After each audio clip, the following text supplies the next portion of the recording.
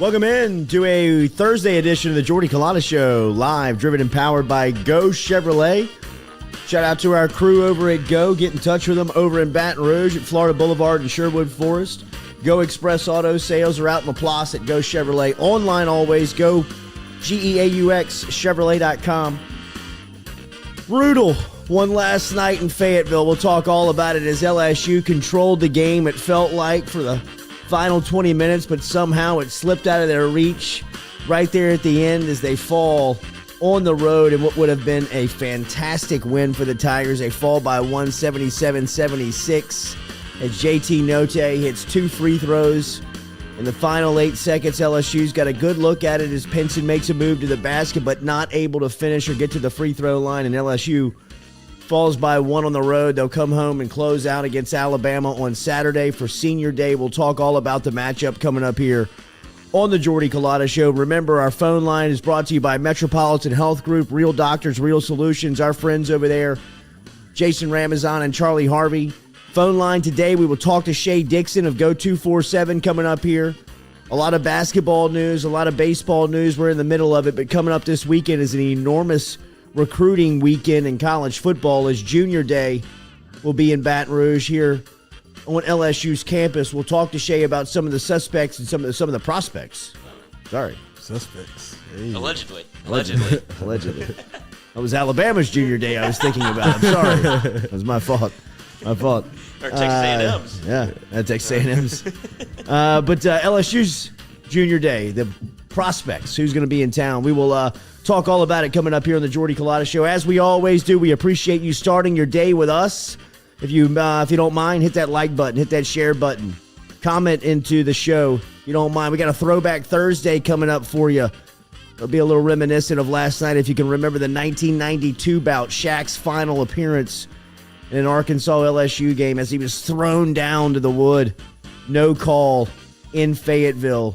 We'll talk a little bit about that one in the second hour today, but we'll talk and start last night with the Hogs and LSU in what was a great basketball game. I thought really a kind of a back and forth, early March, late February game. You're getting ready for tournament, getting ready for postseason tournament. We'll talk about LSU baseball too, taking care of UNO last night at home as the Tigers, again offensively, very impressive, 11-3. K. Doty last night was smashing the ball as he drove in 3. They now go off to Houston to the Shriners Classic in Minute Maid over in Houston for their start to the weekend as they've got Oklahoma Friday. They've got the number 1 team in the country in Texas on Saturday. And then they'll close out the weekend with Baylor on Sunday. So it will talk a little bit about that one. But LSU takes care of business versus Blake Dean and the Privateers last night, 11-3. As LSU takes off to Houston now. But LSU basketball last night, what a brutal loss for the Tigers, really.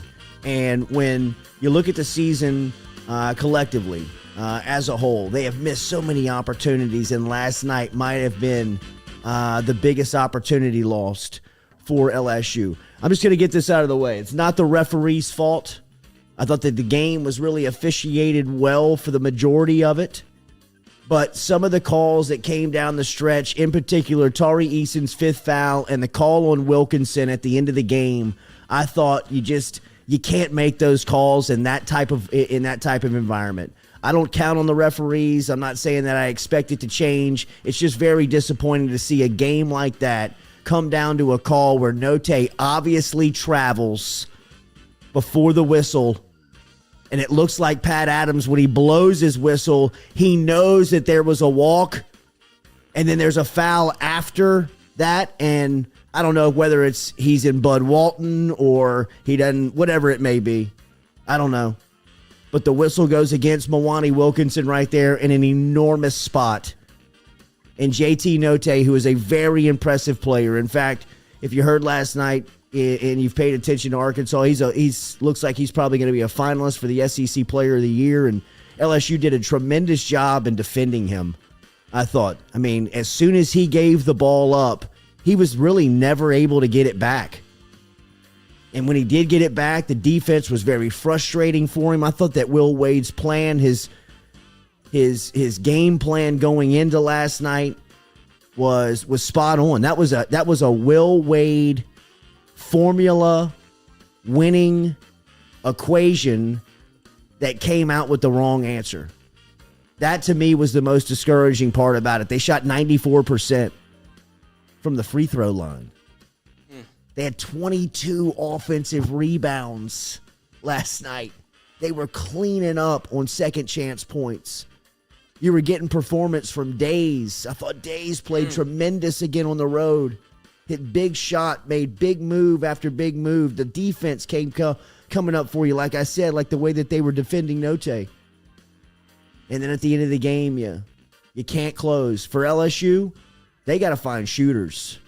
They got to find guys that can knock down open shots. They had opportunities to put Arkansas away a couple of times, and they kept them at arm's length throughout the final 20 minutes. I thought that the start to the second half was key and kind of giving them a lot of relief and giving them kind of a bigger lead that they could play with, the luxury of playing with that in the second half, and Arkansas would battle back, but LSU would extend it again.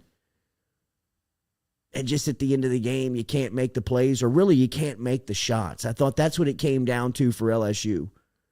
I mean, we can talk all about what the ancillary parts of the games are, and I'm not making excuses, because when it comes down to it, despite everything that we talked about, LSU had looks at the basket to win the game, and they shot 36% from the field, and they shot 21% from behind the arc. And those are just numbers that it's tough to win with. You better shoot 94%, 95% from the free throw line. They were 18 of 19 last night. They had 22 offensive rebounds. That's how you win. Now all you got to do is make some shots. They were 21% from the three-point line and 36% from the field. It's just not going to get it done.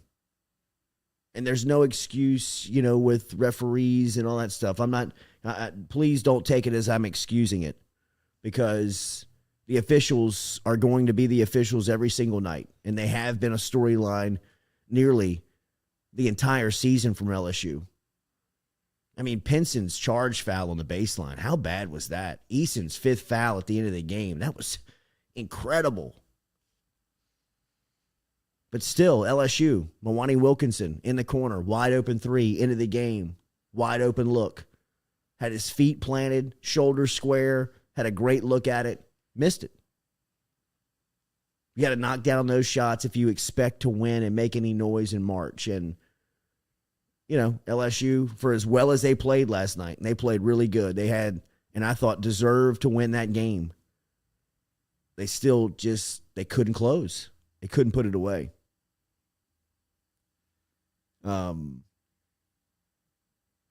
So let's get to some of these comments. Brutal loss for LSU. That's a brutal one, man. And that's what it feels like, right? Because you play, like you said, you played a Will Wade style basketball game. That's as good as probably LSU can play, especially in that environment, going into Bud Walton and almost pretty much leading the entire game. Coming back from when they tied it with at the end of the first half, they're able to get a little bunny, get a shot to go in, and you think that Arkansas might come in and blow the doors off. LSU does the opposite, and they go on a run. And then LSU was able to put back so many shots, played the way that LSU was supposed to play to win those types of games, and to come home with a loss probably is the most dejected they're going to feel probably all year, just because of the way that they played. That's LSU style of basketball, and if that's not going to win, what do you tell the boys? What do you go into the locker room and say, hey, that's our best punch we can throw, and we still got knocked out? Mark Cumbie, LSU is its own worst enemy. Hughes Bowden, 11-4 fouls in the first half, all of those charges. Jeff Marcon, Pat Adams was in on the fix, made multiple last calls against LSU, was glaring at Will Wade. Mark Cumbie, LSU needs to beat Bama at the PMAC on Saturday. Yep. Are you shocked Will Wade didn't get a tee? It seems like he got warned a couple of times. He was on the middle of the floor at some point. And I don't know. I know he has a game plan. He's always in their ear constantly. And I don't know if it's for better or for worse, but I was a little surprised he didn't get teed up last night, especially with this guy Muschamp on the other end. In his press conference, he said he didn't want to pressure the refs. So He was in their ear. I'm guessing he kind of felt it like, all right, if I say too much, they're going to tee me up. You could see that they were glaring at him a couple of times, but I mean, sometimes it has to be so frustrating. I mean, even like some of like the calls they call on Efton Reed. I know that you have to call the game, but he turned away from a defensive or an offensive possession one time, and he just turns and is running and makes contact with another player from Arkansas and kind of puts his hands up to kind of say, I'm moving around it.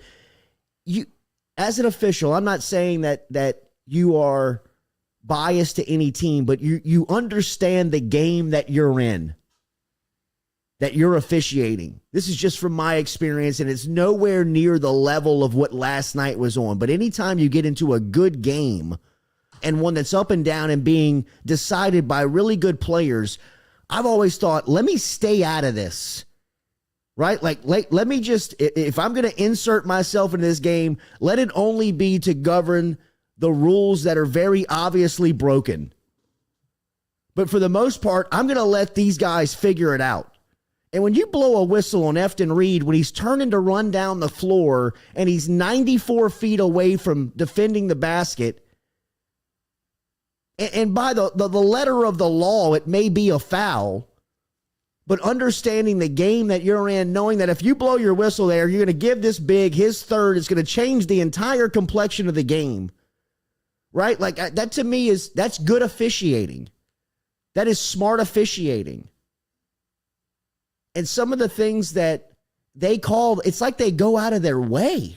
And then other times they let the boys play. Like they were rolling around on the ground. People were diving for loose balls. It was anarchy out there. It was chaos. And there was not a whistle to be found. But when it's one-on-one basketball, they're so quick to the whistle. And in college basketball, you get 5 fouls. And then who was in at the end of the game? Don't you want Tari Eason out there if you're a product of the NCAA? They stop the game. Now everything has become, let's go to the monitor. I mean, the way that the college basketball, the flow of college games now are stopped to look at everything. And then they go to the monitor and like they look at that hook and hold on Mwani Wilkinson and they don't recognize a frame before from the shot from the goal. It is clear and evident and obvious that the Arkansas player hooks Wilkinson and that they're in a double hook and hold. They come off the monitor, blow the whistle, bring the both all dramatic, bring the sidelines together. They bring them together. We've got a flagrant one foul on. You can see Wade. He's like, what the fuck? Well, he's like throwing his hands up like, are you kidding? But what else is he supposed to do? I mean, Pinson's foul on the baseline where he's driving and pitches the ball back to Sharif. And they call the charge foul when the guy clearly slides in underneath him and is still moving on contact. And they call a charge. You're like, shit, what else? What are you going to do? You know? And look, I'm not saying that the officials cost LSU the game. LSU has to knock down open shots. They've got to make buckets, man. And when they offensively rebound the ball 22 times in a game and you make 95% of your free throws, that's usually a winning formula.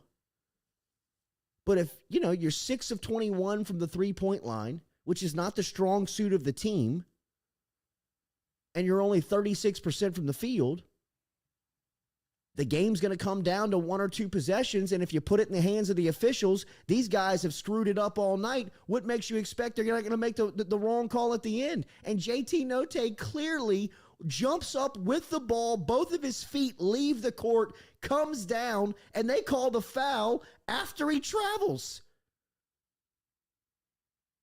Put one of the best players in the country on the free throw line down by 1. He hits 2. LSU gets the ball, and I wouldn't have called a timeout at the end because I don't think you're going to get a better look than that.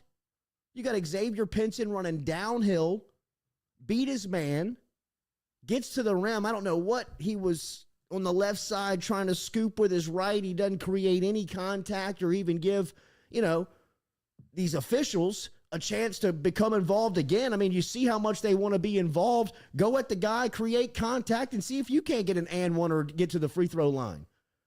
But he scoops it underneath, no contact, ball hits the bottom of the backboard, game. A game you control, should have won, lost opportunity, lose by 1 on the road. Brutal.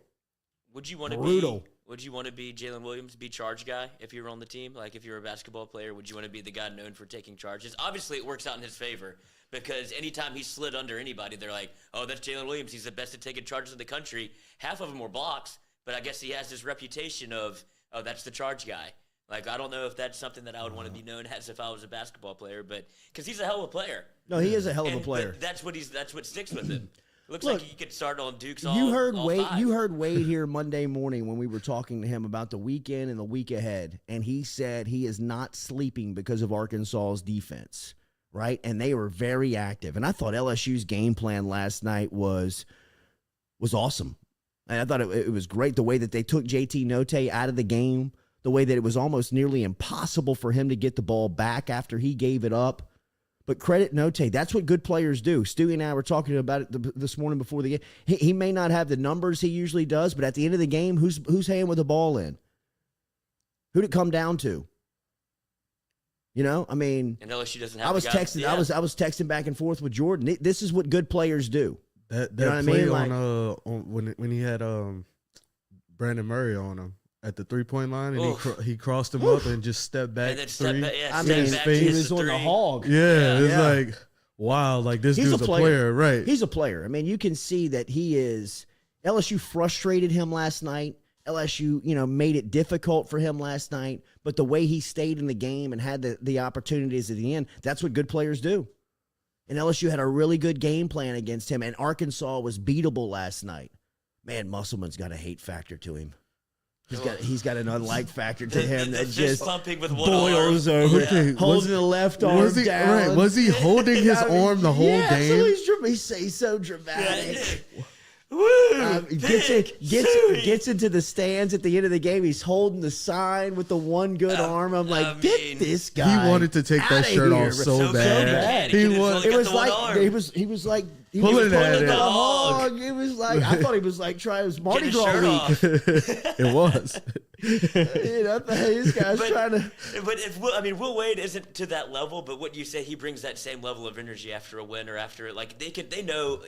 That's kind of what the new breed of college basketball coaches is, a bunch of young guys that understand the moment and feed off the energy of a college basketball arena. Will Wade isn't to that extent of ripping his shirt off and getting into the crowd, but he certainly plays to the crowd. It's the new age coach thing to do where they want to be involved in the game a little bit. So I don't hate it, but Musselman takes it to another level. I mean, you could make an argument right now that LSU could be 13-4 in the league with the missed opportunities that they've had this year. And look, I'm no excuses. LSU is at times their own worst enemy. But think about what Adam Miller would have been like last night, where you take those 20 points off this roster a night. Think of the games that it's come down to. They've beat Arkansas twice with Miller. You never lose to Vandy, never lose to South Carolina, never lose to Ole Miss, right? I mean, they've gone through some slumps, and they've had their demons this year. And that's what they're kind of missing, that closing factor. Just that one guy that Pinson's done a hell of a job of trying to be that guy. He has. And I think there was a moment last night where LSU forces a turnover in transition, and he takes a quick three, misses, fouls, and gets his fourth foul with like 8 minutes left or 6 minutes left, something like that. And they had to take him out the game. LSU was still able to go on a run and kind of hold the line a little bit. But it's those plays like that LSU just has to be able to make to extend the lead one more possession, and it kind of breaks the back of whoever you're playing, especially in an environment like Bud Walton where you can go in there and it was already quieting down. And if Pinson's able to, or LSU's just able to score whenever they can force a quick turnover like that and turn those turnovers into points, that's how you steal games on the road, and they were this close to doing it, and it's just another one of those what-if games for LSU, and it seems like they are piling up at this point. Remember, Daily, we're brought to you here on the Jordy Culotta Show by Fletcher Painting. Get in touch with our friend Brian Fletcher over at Fletcher Painting, a family-owned and operated business for second generation. Now here with Brian Fletcher have been able to put together a lot of projects with some of the historic sites here in town. Check him out on Facebook, Brian Fletcher Painting. Brian Fletcher Painting on Facebook, on social media to see all the projects that they got going on. But very professional, attention to detail. If you're looking to paint a project, whether it's around the office, around the house, if you've got a project that you've been thinking that you want to start and you need a painter, get in touch with Brian Fletcher. Brian Fletcher Painting, as you can find him on Facebook. Search Fletcher Painting for Brian Fletcher. Yeah, it was just last night was frustrating, man. Roy Hill says Will Wade is going to bring the best out of his competitors, period. He's that kind of coach. People want to beat him. I agree with that very much, Roy. Kirk Taylor said LSU with 5 minutes left had 4 starters with 4 fouls. I mean, it's unbelievable. You can't play basketball like that. Rico Delgado, quit defending Wade. He doesn't teach these kids. Too much stupid. Hire Sampson. LSU wins a title in a couple of years. Ralph? I would think that would be Kelvin at Houston he's talking about. Is Ralph Sampson alive? I don't know if he is. I don't think he is. Well, we tried to kill Bob Barker. To kill Bob, but he had too much money to die. Bob Barker's still alive. I would say Sampson's alive. Samson's alive? I'm saying Sampson's alive. Okay. Little fact check it over there if you don't mind, check. Stewie. John Smithsonian. LSU 2 feet away from the rim, and they can't score. It's very frustrating. There was a sequence when the ball was bouncing around on the rim, from the rim. LSU keeps tapping, going back up. They lay it up. They can't make it. When you can dunk a basketball in a game, dunk the ball every time. I mean, I don't get that. If you can dunk a ball, if you can dunk a basketball, and you're around the rim and you catch one, flush it every time. I mean, that's easy for us to say. It is very easy for us to say, but think about era 6'8", 6'9", jumping around, and you're playing on a 7-foot goal in your driveway. Think about it. You're we're both 5'8", 5'9", and you're playing on a 7-foot goal in your driveway, and you're tapping the ball up, tapping the ball up, tapping the ball up, and I can get over the rim. I can play above the rim. Get over the rim and flush the thing one time. Get the and one. Create the contact. I mean, when that ball was bouncing on the rim, I'm screaming, dunk it! Flush it! Put it back! I mean, like the ball is just, it's like a volleyball, a beach ball out there, man. I mean, just, yes. Yeah.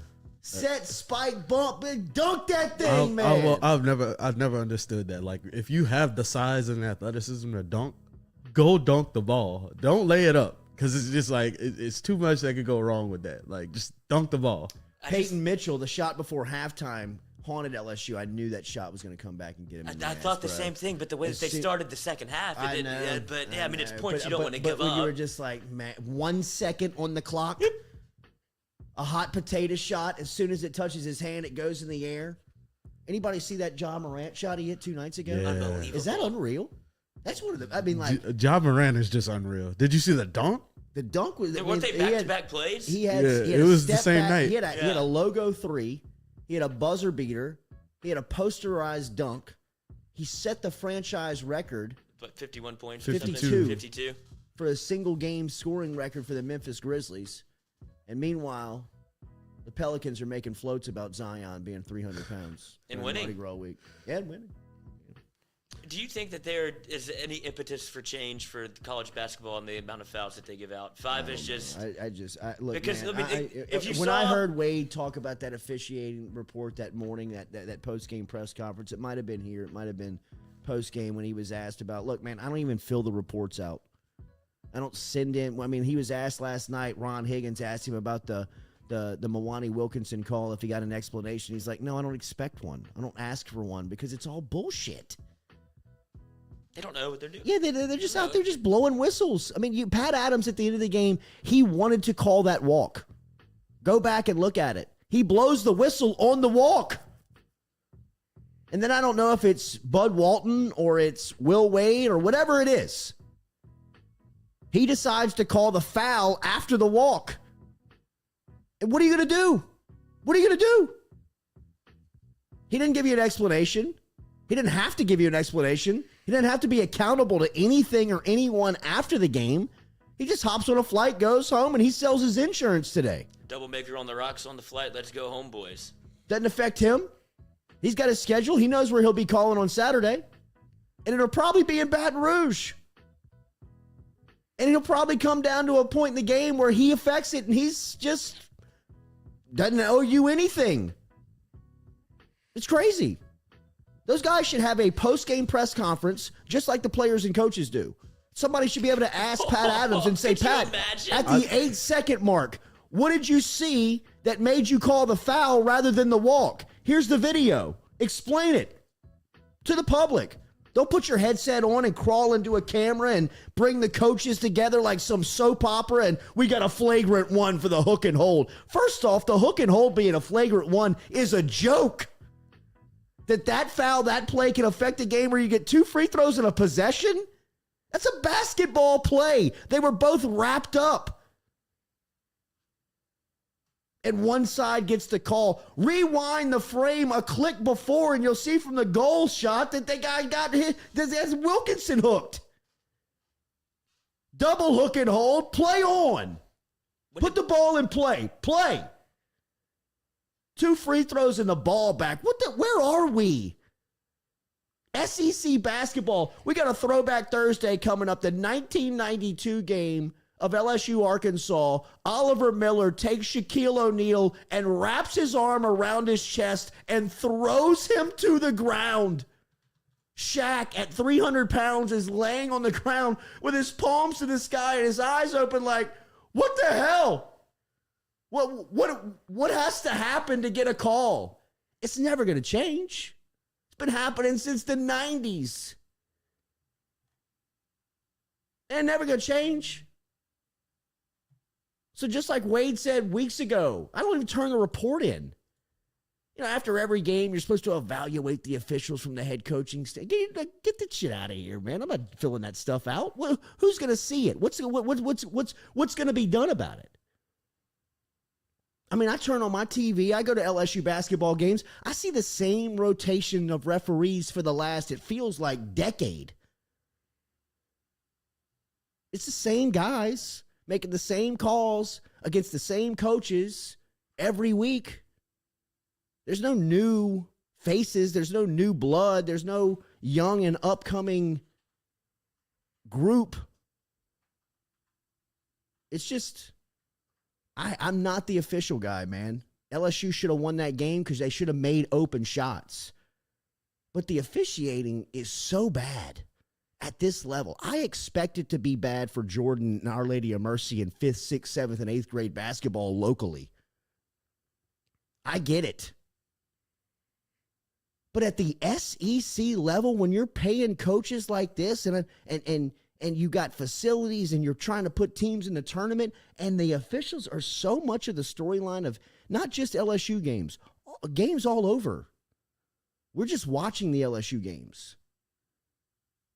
It's maddening. It's maddening. What just sets you up for the NCAA tournament? Would you have the guys that you want to see play, the guys that are on the floor the most, are going to be the guys in foul trouble, because that's the way it's always gone, because you don't have enough fouls to give out, and they love to call them. I just don't understand the logic in college basketball where you're going to call more fouls than you do in the NBA, but give them fewer opportunities to foul. Doesn't make any sense to me. Free mind. Stop crying every time LSU loses. Kirk Taylor, hey now, don't hate on those LHSAA officials. Will Joseph, do y'all take anything away from Will Wade being 8-17 against AP top 25 teams at LSU? Yeah, it's not a good record. He's got to be better against the better teams. And just like we say, we laid out. I mean, opportunities have been missed along the way by this LSU team, and they don't have a lot of people to blame but themselves. I mean, it's not the officials' fault that where LSU is. Please understand that.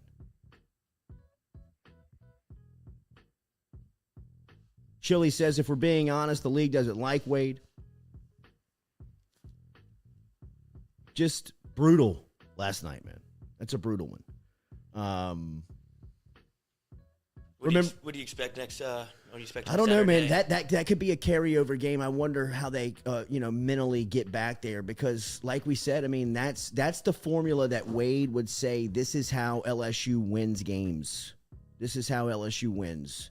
You got to offensively rebound. You got to make your free throws. You got to defend.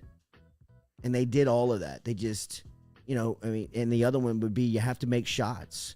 And you would say if you do 4 of the 5, or you do, the majority of those, check the majority of those boxes, you'll win. And LSU did. They did all of that. And they got beat at the end. So I don't know if that demoralizes you so much going into Saturday. Now, Saturday should be good environment with senior day, but it's going to be an 11 o'clock in the morning tip-off. This isn't a football game, but, this is the community. And, day games and morning games, they don't vibe around here.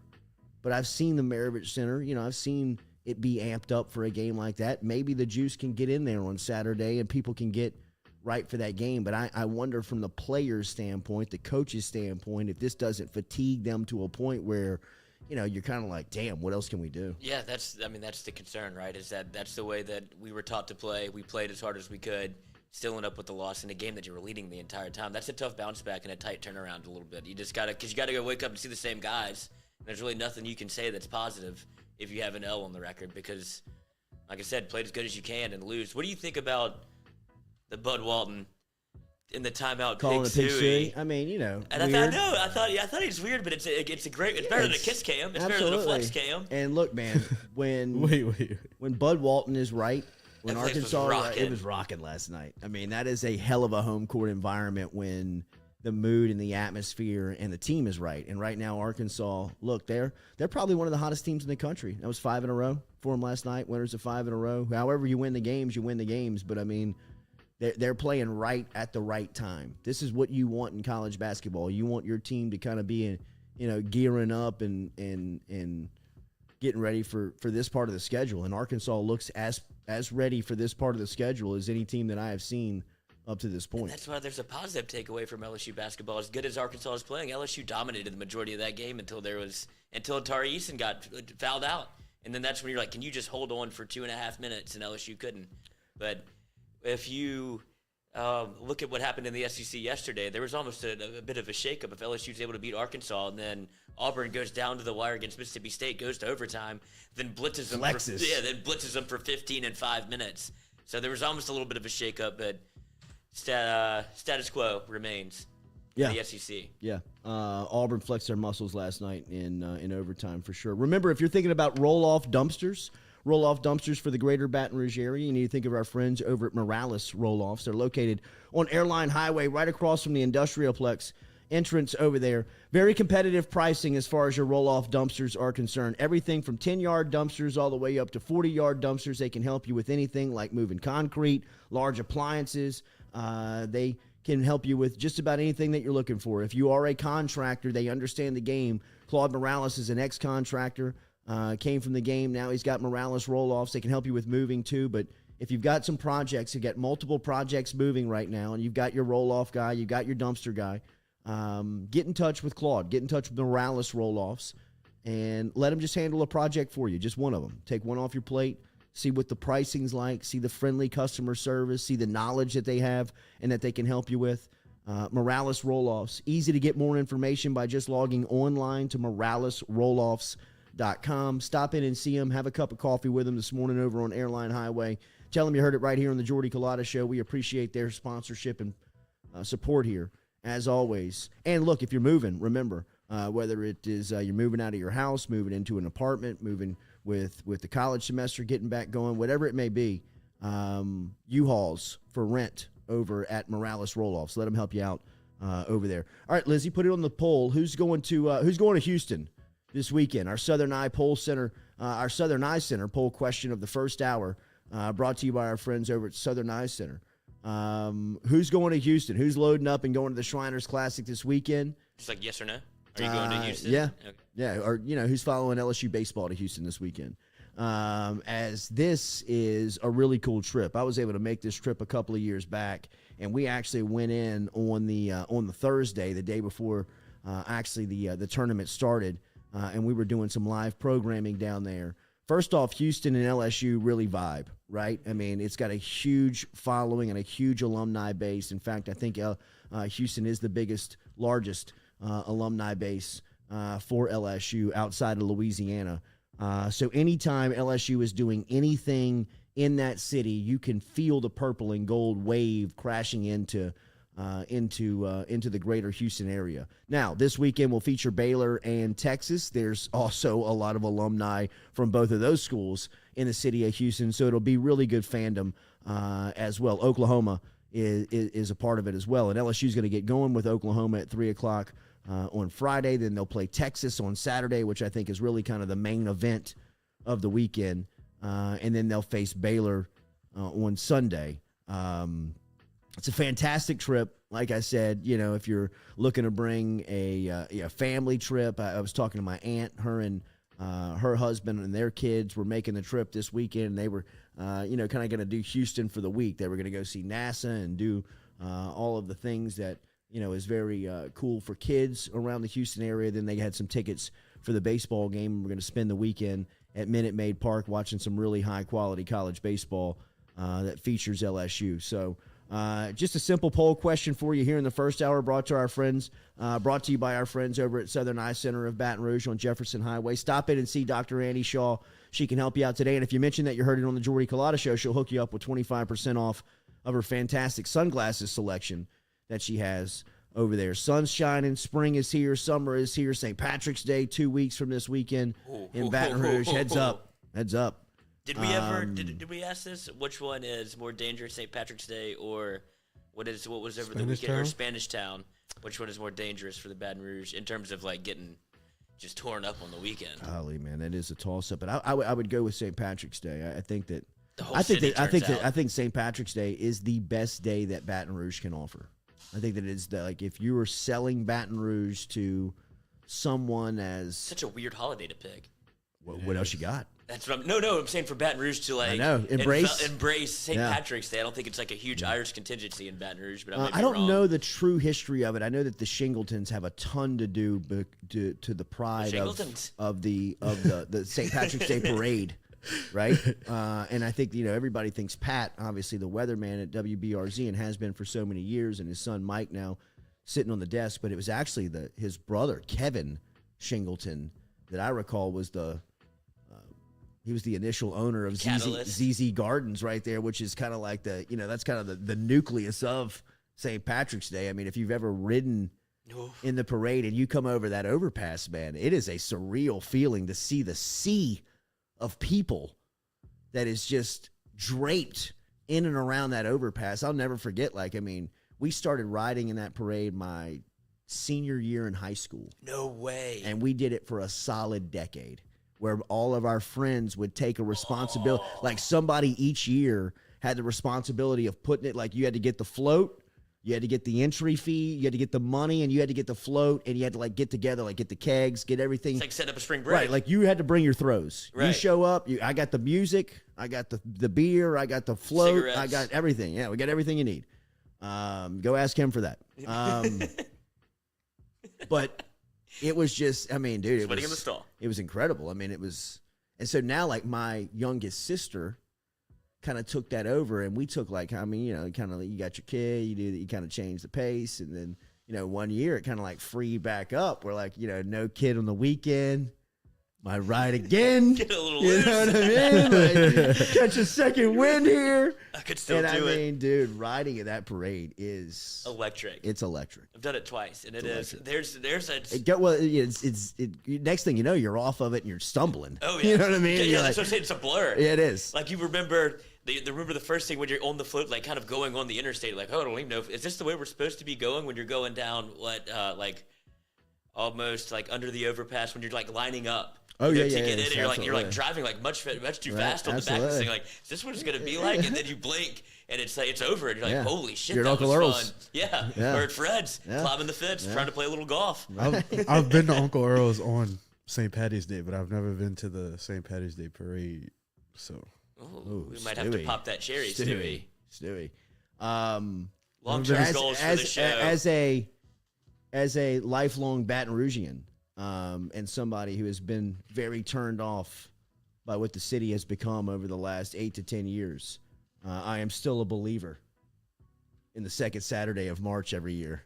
Because And the pot of gold. it's as good as we got, bro. Yeah. It's as good as we got. If And, it's not a and football game when day. everything lines up, when the sun is out and the music is playing and the beer is flowing, bro, it can be a Irish car magical, bombs, yes. magical day. It really can be. It was. God. You see so many people that you just haven't seen in so long. Everybody's in a good mood. Everybody's smiling. Everybody's, love. And this year in particular, I would think it would probably be even more highlighted because you hadn't had the opportunity the last 2 years to celebrate. You haven't had the day.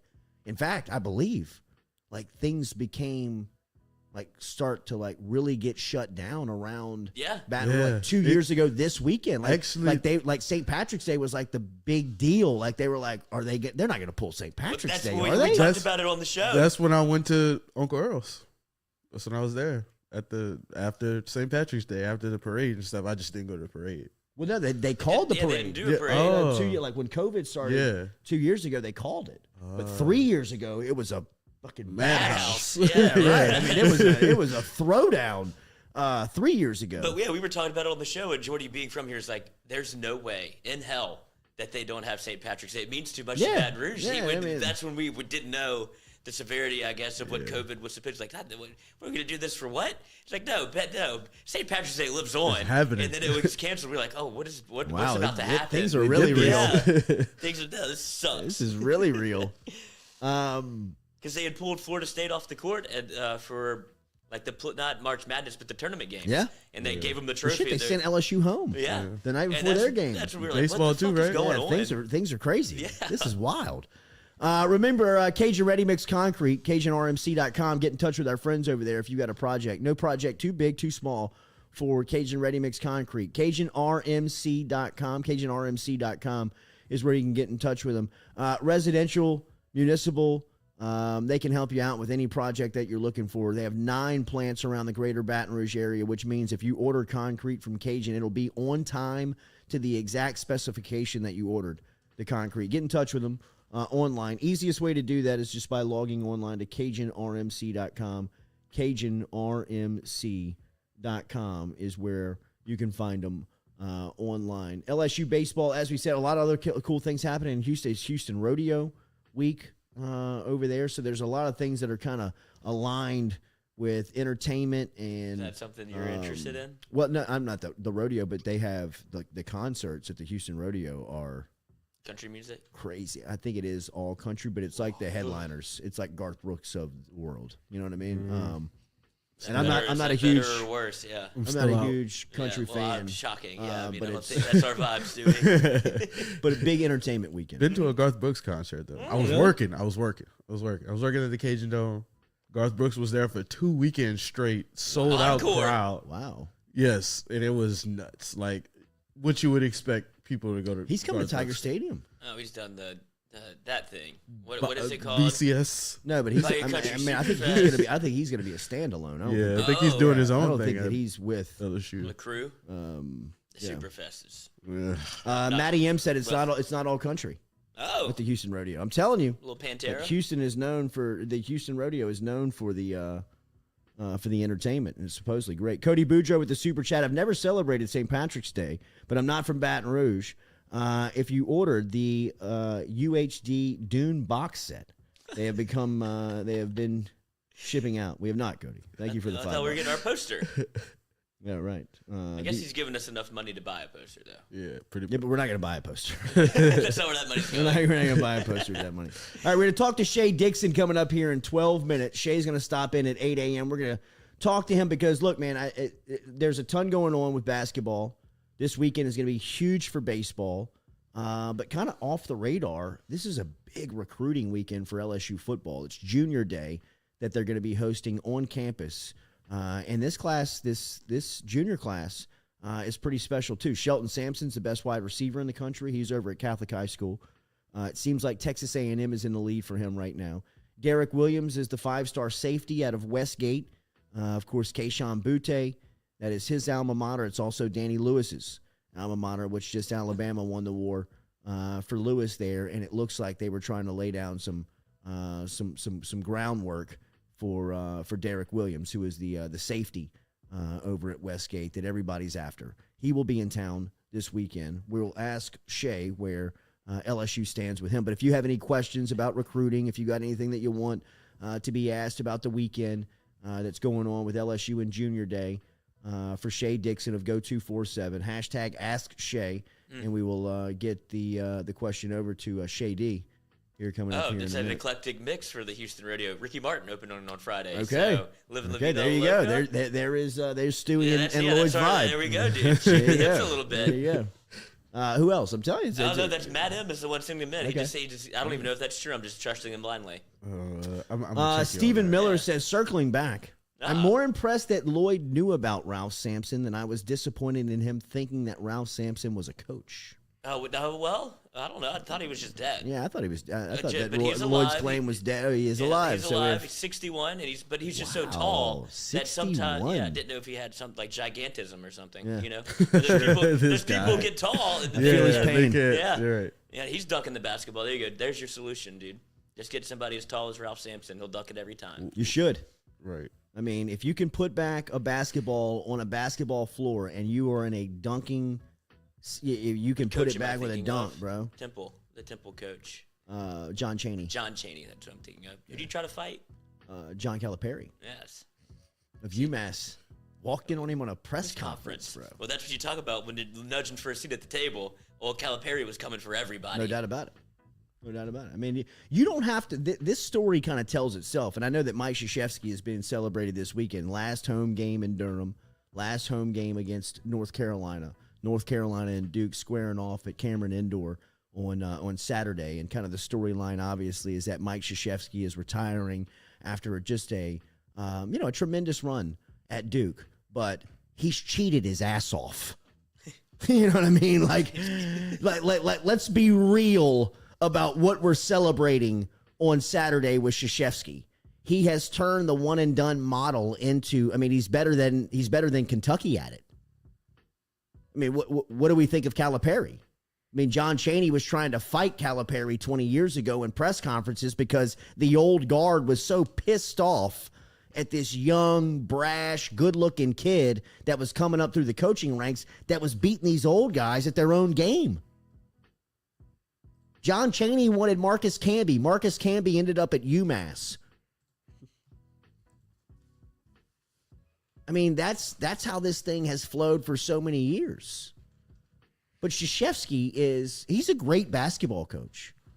I mean, he is a phenomenal basketball coach. Books are written about him. They'll probably make movies about him. He's won the gold with Team USA. He connected with those superstars like Kobe and D. Wade and LeBron and all those guys on a real level. KD. I mean, you can tell the respect that all those cats have in playing for Krzyzewski. But he was still cheating at Duke to get all these players. Like, let's be real. Merle Code is in a federal penitentiary today because he was the fall guy for all of that stuff that was happening through the Christian Dawkins and the pay-for-play stuff with college basketball. He's got a book out now that explains all of it. Merle Code is a very respectable guy, man. You know what I mean? Like, his dad was a judge. He was a longtime employee at both Nike and Adidas. He knew his role. He knew his job, and he was just really good at it. And he was the fall guy for all these coaches that the federal government and the NCAA were hot on, but they realized that all the guys that were cheating were all of their main characters in the sport. Like, we can't take Mike Krzyzewski off of Duke's sideline. You can't take Bill Self off of Kansas's sideline. You can't take Roy Williams off of North Carolina's sideline. So who's going to be the fall guy? Well, make it the shoe company. They were the ones that were giving them the money. And Merle Code goes into how Krzyzewski's getting players like Zion Williamson. And it's everything that we expect. And everything that you really know is happening. You think those guys are just going to Duke and hanging out at Durham for 7 months because for the love and the brotherhood of the basketball program? Get out of here. Get out of here. And if you believe that, then, I mean, I got some oceanfront property I'll sell you right here in Baton Rouge. I'm interested. In front of the Mississippi. Yeah. No beach. Just saying. I respect Krzyzewski, man. I look forward to watching that on Saturday night. But I'm also not discounting the fact that he's been cheating his ass off to be doing this. Because that's how you get good players in basketball. And that's how you've been able to get good players in basketball back to Ralph Sampson. No shit. Virginia cheated to get Ralph Sampson. I mean, it's just, it's the cycle. It's what it is. It's what the sport is. Do you think that people are celebrating the fact that Coach K is leaving, or actually his legitimate tenure? What is his What do you think his rep is inside coaching circles? I think he's respected. But he always tries to Godfather godfather all the coaches. His hair is always perfectly placed, right? Like So that's all you need to know. That's how he wants you to believe that he's a military guy, Right. right? I mean, he's very disciplined. He's very committed. He's very invested in his game. He's very, he's a good basketball coach. He is very much so. All these guys really are. Yeah, you know what I mean? Like, well, they're like I was listening to an interview with Buzz Williams a couple of, I believe it was last week, and like they were like, Buzz, I hear you can bench press like 300 pounds. He's like, well, guys, I mean, this interview's not about me. I mean, I don't want to sit here and talk about me, but I did throw up like 325 yesterday. It was a PR for me. And next week, I'm hoping that I can squat 400 pounds. And like 3 minutes in after Buzz, I was like, hey, man, it's not about me. You know what I mean? But it's all about me.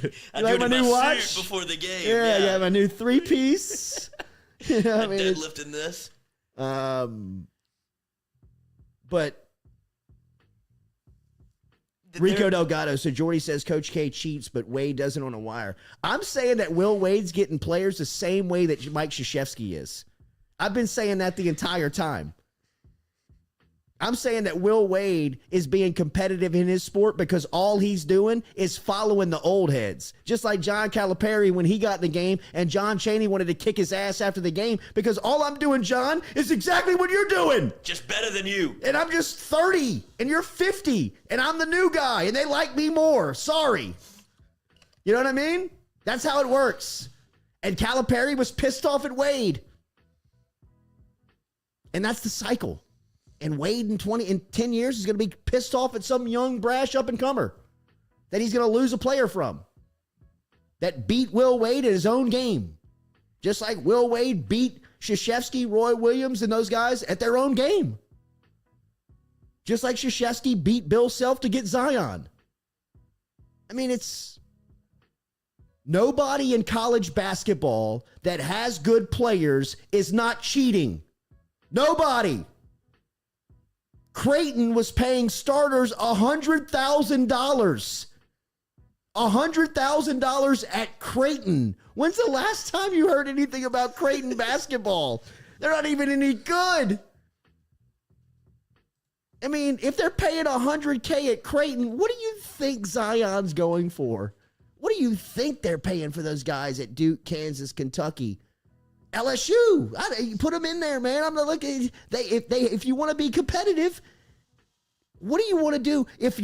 Trent Johnson is the example of a guy who played by the rules.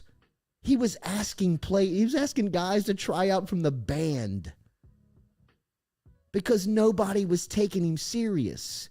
Because he would go recruit good players and they would say, okay, let's get down to business. What's he going to do? They're offering me this. They've offered me that. What's your offer? Scholarship. Books. See ya.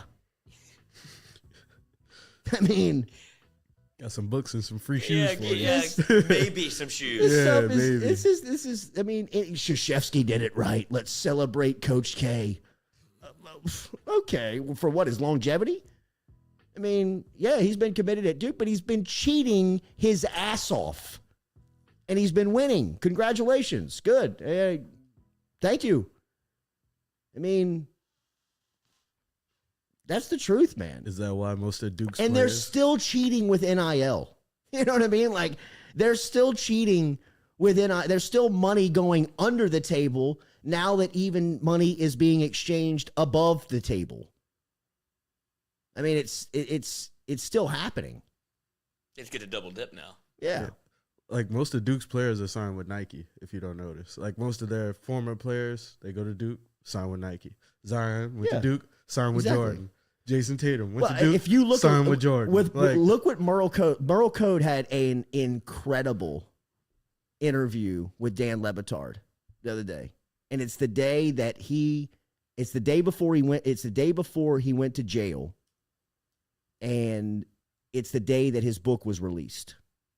So, look, and he's got some promotional value behind it, but what he's saying is all true.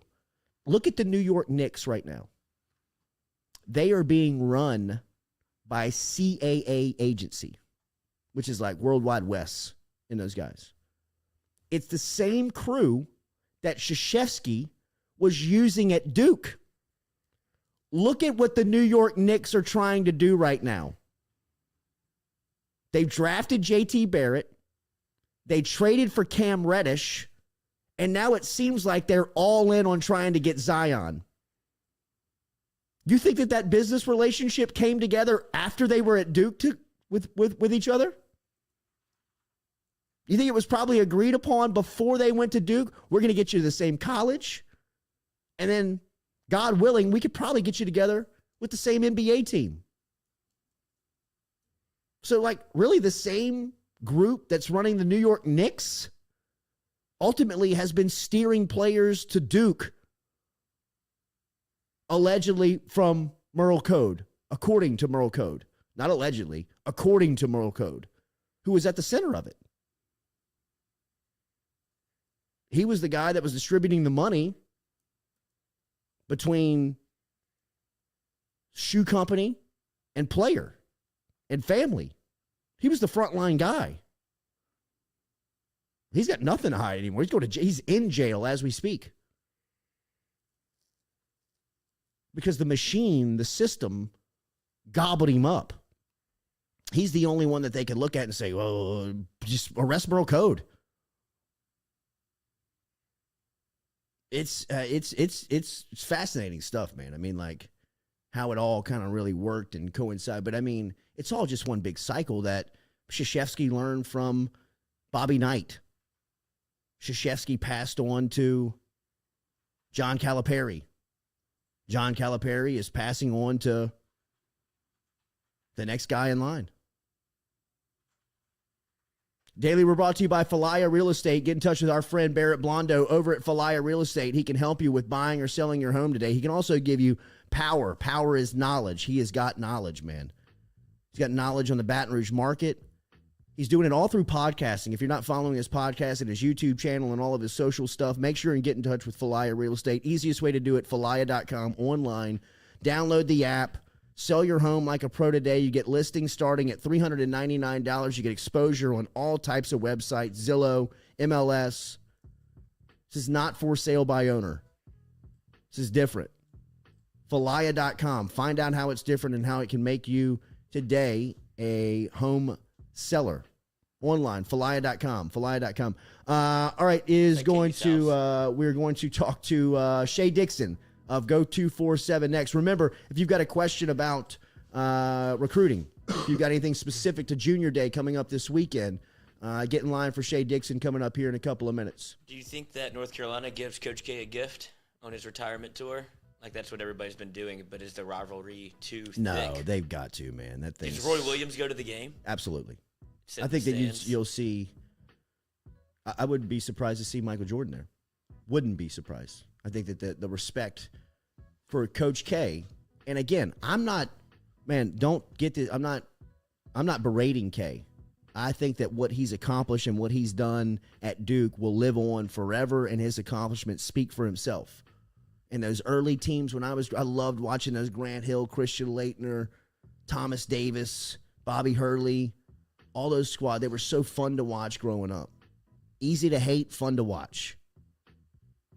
But in today's cycle of news around college basketball, with people pointing and saying what's going and accusing and saying it's only happening in selective play. Come on, man. That's not happening just in Baton Rouge or just in Tucson, Arizona, or just in Auburn, Alabama. All the way to Tacoma, Philadelphia, Atlanta, LA. Happening in all those cities too. All along the way. Good reference there. I know what you're doing. Great pull. That was good. That was good. Shea Dixon next year in the Jordy Culotta Show, driven and powered by Go Chevrolet.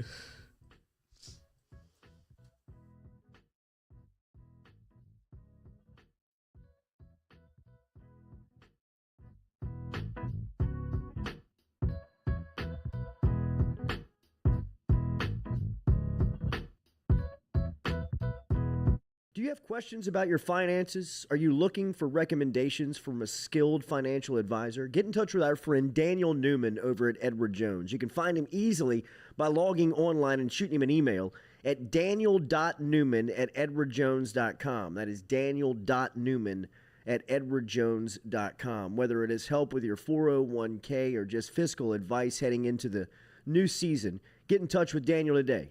Best way to do it? Email him, daniel.newman at edwardjones.com. He's our experienced financial advisor. Let him be yours. Daniel.newman at edwardjones.com.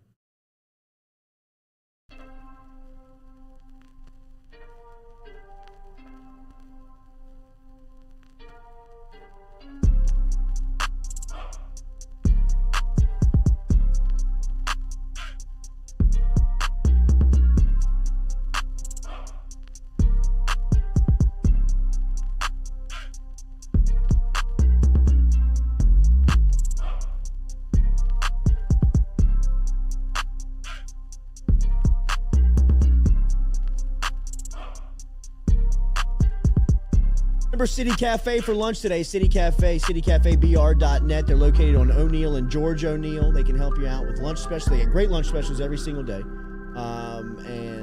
Their brunch starts on Sundays at 10 a.m. City Cafe, great supporters here. We appreciate Squeaky Miranda, Cody Miranda, and Dirk and the crew. Stop in and see them. O'Neill and George O'Neill, in business for over 100 years. citycafebr.net. All right, going to be a great weekend of sports coming up here with LSU basketball closing out the regular season at home versus Alabama. That'll be senior day. Darius Days, Xavier Pinson, and the crew will be recognized. We will also see LSU baseball on the road for the Shriners Classic over at Minute Maid Park.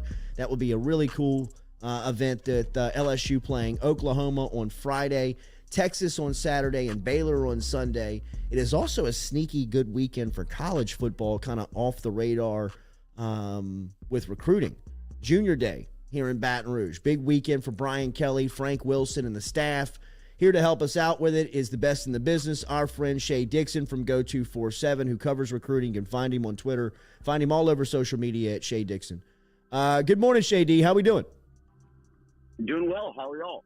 Doing good, man. This is an enormous weekend for Brian Kelly. Let's start with this class overall. We're just coming out of a class at a cycle, Shea, of 22 that was so decorated, so talented, felt like it had every position that a college football team needed. And not only did it have players there, they had very high-end players at every position in the state of Louisiana.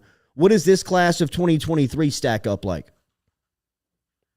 I think we'll learn more, Jordy, as time goes on, obviously. Guys in the 23 class are just finished their junior season. So, as guys get to eval periods, which is, across the month of April, and really as they get around college coaches in March, and as I noted, April, May would be an eval period where you go out and see kids at their high school, and then obviously June is kind of the month where you host camps, and that's when you really start to see a lot of these guys emerge, and then they've got senior years, so a lot of shuffling still to come. We updated our national team, I should say, updated the top 247, which ranks, top 247 kids in the country, and Louisiana at 11 in that list. And that's about on par for what they'll normally have in a top 247 for around this time. So I think you look at it every year as Louisiana's going to have talent, just how much. And at the top this year is not a whole lot different than last year as a quarterback, right? It's Arch. And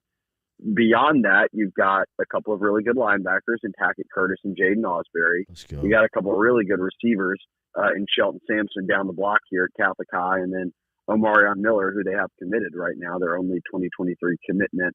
A guy who committed to Coach O in them and is sort of stuck with them and is now being recruited heavily by the new staff, and he'll be in town this weekend for Junior Day, and he said he's putting on his recruiting hat and coming to help out. So the one guy you've got in the boat you're feeling good about, but a couple of linebackers, a couple of receivers, one big name I would say that currently is ranked right behind Arch as the number 2 player in the state is Derek Williams coming out of Westgate, which is Keishon Butte's home. Danny Lewis obviously just picked Bama coming out of Westgate. And now you've got Derek Williams, who's pretty consensus, a top 5 safety nationally, and a really, really good one. And they've known that, LSU offered him his freshman season almost. So a lot of teams will be in the mix there. And that's kind of just your top 100 guys. There's some running backs in Trey Holly and Caleb Jackson being here in town at Liberty. There's a number of DBs, Jordan Matthews over at Woodlawn, Crowley Reed at Lake Charles College Prep. Marjavius Moss up in Northwood has emerged as a guy to watch. So I think as these months go on, Jordy, we'll find out more and more. We looked at last year as pretty top heavy. I mean, boy, when you had Will Campbell and Emory Jones and Quincy Wiggins and obviously Shaz and Aaron Anderson and Walker, you felt really good. I mean, that was 5, 6 guys, and I may be overlooking someone that were all Jacoby. top 60 type. Jacoby Matthews. So, that's what, 6 guys, 7 guys that were legit, no doubt, top 100 players. And I think that's why we saw Brian Kelly. Look, he knew they came in late in the game, but boy, you had lost a good bit of those guys. The receivers all went to Bama. And I think putting an emphasis on Louisiana is important. And certainly Frank Wilson and that whole staff from here in Louisiana understand that, but it's got to come from the top down. And it seems Kelly is prioritizing those guys, but they'll get, meaning these juniors, will get that first kind of in-person sit down and feel of the new staff this weekend, because all of February was a dead period. So this is beginning of March. So as of a couple of days ago was the first time they could even host kids. And obviously everybody gears up for that big Saturday push, that first open weekend. Quarterback question for you. Brandon Gibson inside of the chat asks Shea about Jaden Daniels, the Arizona State transfer quarterback. Where does LSU sit? And then where do you sit on the evaluation of the 2 quarterbacks in the state this year in this cycle? Arch Manning, of course, being the number 1 guy, and then Eli Holstein at Zachary, who is committed to Texas A&M. And I guess you could throw Ricky Collins in there at Woodlawn, who's committed to Purdue. Sorry for all the information in that question, but Jaden Daniels, the transfer from Arizona State, does LSU where the interest at is on him, and then the quarterback cycle here in 23? Yeah, it's interesting. I mean, they still have 4 open spots left to fill in the 22 class. So if you're talking about transfers, that would be them. Now, a week ago, I think people said that it had come out of Missouri that Jaden Daniels had signed with them. And Jaden Daniels came out and said, that's not true. I'm not signed anywhere. There was buzz that, or at least some reports out there, that he could potentially be taking a closer look at LSU than a lot of people realize, and that, perhaps could come through. And that's on Kelly and them down, because they'll have a feel starting at the end of this month, and certainly after just being around the guys, of what their quarterback room looks like. And obviously Walker Howard's a little banged up right now, but the goal for him is to redshirt anyhow. So what do you have with Miles Brennan? What do you have with Nussmeier? Do you feel good about it? And do you even entertain a guy like Daniels? Again, like I said, we saw some reports out of Arizona earlier this week that said that LSU could well be in the mix here. And if they're going to do that, Jordy, they're going to do it quietly. No need for that to be all over the place. And until you know what you want to do, because quarterback is obviously such a tricky position when it comes to recruiting. You only take one each year as a high school guy or whatever it might be. But if you're looking at a transfer, you just got Brendan back out of the portal.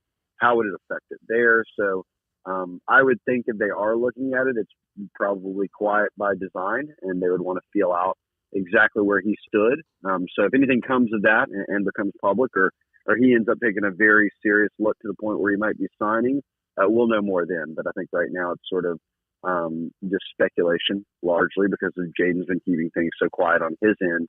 As for the state, Arch is Arch, right? And everyone knows he's still the number 1 quarterback in the entire country, but everyone's going to say, all right, save your breath, Shea, he's not coming to LSU. And look, Steve Wiltfong has gotten close with Cooper Manning through the process and said, yes, 100% he was not coming to LSU, but with this new staff changes, they're going to at least give him a look. So at some point this spring he'll visit, but I can tell you too, LSU's not going to slow down, whether that's Joe Sloan or Kelly or Denbrock, whoever it might be, kind of pushing the meter, the different buttons at the quarterback spot. They're going to be recruiting other guys. And in-state, I don't think that they'll end up pushing for Eli Holstein. I mean, he's committed to A&M. He seems locked in there. I don't think a Holstein-Walker Howard reunion would be in the cards there. So if I move past that, yes, for sure, I'd look at a guy like Ricky Collins as someone who you probably want to look at more in the spring, get him to camp this summer and let him throw. Joe Sloan, for instance, was at La Tech, right, as the OC. He's very familiar with what Collins can do. So he's currently committed to Purdue, but obviously he'll take a look around and certainly will drop by LSU summer camp again. I'll give you a name, though, for this weekend, and it's the name that seemingly has been atop their wish list in a way, and that's Dante Moore out of Michigan. And he's a big kid. He's got some big numbers, and they immediately, once the staff got in place, and their Sloan flew up to Michigan, checked in on him. They've been on a lot of phone calls, and I think teams kind of all over, certainly in Michigan State, Penn State, Notre Dame, your Midwest, Northeast teams kind of see him as the guy in that region and are all over him coming out of Detroit. But he'll use his first visit on LSU. He'll be here this weekend on a visit. He'll be there for the junior day. And just this past, yesterday, whenever I noted 24/7 updated their rankings, he moved into the top 10 nationally. So now right behind Arch, you've got a couple of West Coast quarterbacks, and you've got Dante Moore sitting at number 8. So they're getting looks right now from guys who are on that same level as Walker Howard, or 5-star quarterback type prospects, and certainly hope he can continue that trend after landing him this past cycle. How do you like the running back class in this cycle with Caleb Jackson and Trey Holly as the local guys? I like them both, and I think that both of them are going to be fun for the staff to eval. I mean, Trey Holly is absolutely dominated at Union Parish. I mean, he started since he was in 8th grade. Now, the knock on him, I would think, from whether it's talking just to college coaches or people who are in the scouting industry, would be that he's 5'7". Now, look, Clyde Edwards-Helaire ain't the tallest guy ever, so you get it. But how fast does he run? Clyde was an unbelievable tester when it came to just natural athleticism. And then I think you also look at, you add up his numbers, he'll have 1,200, 1,500 touches in his career coming out of high school, which is more than the average quarterback would have, throwing the football, let alone toting the rock. So does the wear and tear or mileage, matter at all? I think that'll be a debate that'll be fun to have, just because you can say all you want. Yeah, sure, he carries it a few hundred times a year, but boy, he puts up some numbers. And then Caleb Jackson, I like Caleb Jackson a lot too, coming out of Liberty, plays in a higher class, played some tougher comp, certainly put up big numbers. I think at one point he was at 14 yards a carry. He's landed some big offers, and if Frank Wilson, though, is going to approach things the same way he did before, then even if it was Kenny Hilliard and Jeremy Hill or, whomever it was at the time, he wanted those guys at camp. He wanted them to come, he wanted to see him in the spring. He wanted to see him compete at camp, and I would expect that's in the cards for these guys. So I'd be a little surprised if they just started pressing for running back commitments right now, but I'll also note that it's kind of the one position where out-of-state Frank Wilson hasn't just been handing out, blanket, here's 15 new offers to running backs around the country. But really, I think there's only been 2 guys that have been offered by Frank Wilson from outside the state. I think that points to him knowing that he wants to take a look at those 2 guys here in Louisiana as they move into the next couple months. Tackett Curtis might be my favorite player on the board. Where does LSU stand with this maniac out of Manny? Seat at the table. Yeah, they're turning it up on him. I mean, they're trying, and he's the guy. He plays safety in high school as a pure middle backer. I think. I mean, he plays downhill and into the backfield on Shea. It just gets a running start. On almost every clip. Yeah, so right before the snap, he starts sprinting from the safety spot, and is just going to blow up whoever's in his way. So. At the college level, I like him as a middle backer. And boy, I think he's about to start. He was telling us this college tour list that's going to take him all over the country. Wow, so dude. This month, I think he's going to get a look at what everybody else has. And I think he was operating under this kind of feeling of the old staff, and the Manny High staff just didn't seem to get along. I don't know if that's for lack of a better term, and I don't think that because Tackett was stronger than Coach O, dude. He embarrassed him in the weight room. I'm being serious actually on this too. I think that for a while the only photos we had of were Tackett with his shirt off in the weight room. I was like, we need to get some pads. Did we get any pads photos up there? But no. But now this new staff. I mean, he's talked about it. Whether it was Matt House as a DC talking to him on the phone, whether it was Poling as a recruiting coordinator immediately going up there and talking to Jess Curtis and talking to different coaches there saying, hey, look, we're going to be all over him. So it won't surprise me if he pops in for a visit, maybe in April, come and watch a practice, maybe watch a spring game, whatever it might be. But I would say that they've been playing from behind, right? So now they're having to play a bit of catch up, and we'll see if we'll be able to do that. But him and Jaden Osbury are a pretty nice 1-2 punch at linebacker if you can find a way to come away with both of them or one of them, but they're wanted by everybody, and both of them are pretty firmly top 100 type prospects nationally. Do you expect anything different to the way this junior day flows? I know Frank Wilson has been and seen these before, but now under Kelly's direction, how do you see this weekend kind of moving? Everybody's gonna be dancing, boy. Way different. Get Frank on the podium. I think that yes, right. I think it'll be similar, right? Like the point of junior day, and I'll say here's my guess for Brian Kelly, because I kind of saw how, and it was most of these official visits are the same. So unofficially, you kind of do some of the same stuff on a weekend like this. For Kelly, academics seems so important. So obviously, meeting with professors, touring the Cox Center, if you're into engineering, going to the engineering department, getting to look around and meet with someone there. Those things are going to be paramount. One-on-one time, or sitting in a room. If you've got, let's say, 4 or 5 linemen in, you're going to put them down with Brad Davis and watch some LSU film and talk about it and get a feel for kind of their mind for the game. And certainly, maybe most importantly, is just getting to know all these guys. This is the first time the staff is going to have met almost all of these guys, I would say. A couple of them have swung in at the end of January and got to meet, the staff during an unofficial visit. But just getting to know them, getting to know their families, because LSU was having to, work through that 22 recruiting cycle where Orgeron and them carried the flag almost all the way till the end, right? And then in very short order, they were having to hold on to that class in December and then try to pop some guys for February, which they were able to do. But, Harold Perkins, Davis Robinson, but they still had some misses. And I think you could point to it and say, hey, look, if they would have had more time, maybe they would have been in it more. Well, you've got more time now. And I think that begins, if you've got a whole year to recruit these guys, that begins right now at the weekend like this on a junior day where you're going to have a lot of your top targets in. So I think that it's just going to be a lot of hanging out. You'll eat, you'll go do all the tours, as I said, you'll see Tiger Stadium, you'll go to the locker room, you'll look at the trophies and the highs and all that stuff. But for me, at the top of the list would just be that time these parents and kids are going to have to sit down and hang out around the staff and then sit in those meeting rooms and get a feel for maybe how they'll be used and academically what the plan is. Basketball game Saturday morning for them? You think they bring them around the arena? I'm curious of that. I don't know if they've got that itinerary firmly in place yet or if they'll kind of swing a couple of guys in there, but you would expect that would be on tap, potentially, would be to run them by there and let them see how the PMAC's rocking for a Bama game. I'll be there. I'll be booting up. No doubt about it. One question for you from Scott Oldham. Ask Shea, what about Jalen Davies and Joseph Kelly? Does Brian Kelly make a run at them, or is LSU good at cornerback? I don't think they're great at corner. I think that they think that they're better and certainly a better spot than they were, but I think that's still a position that they're watching in the transfer portal. And those are a couple of the top names that people are throwing around right now because they're in the portal.